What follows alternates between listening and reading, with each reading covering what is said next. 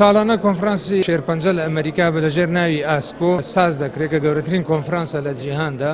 بە هەموو بەشداربووانی پزیشکان لە زۆربەی وڵاتانی دنیاوە زیاتر لە 30 بۆ 40 هزار دکتۆر تێیدا بەشداریەکە نوێترین توێژینەوەکانی جیهان لەوێ پێشکەش دەکرێت لە بواری شێرپەنجەدا.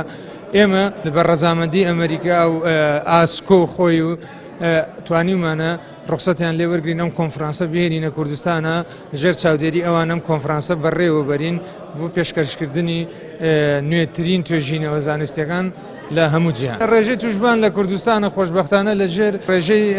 توشبوونی ستانداری جیهانیەوە کەمترین ئێمە چارەسەرەکانمان هەیە بەس بەهۆی قەیرانی داراییەوە ئەم 1-2 ساڵە تووشی کورتی هاتوین لە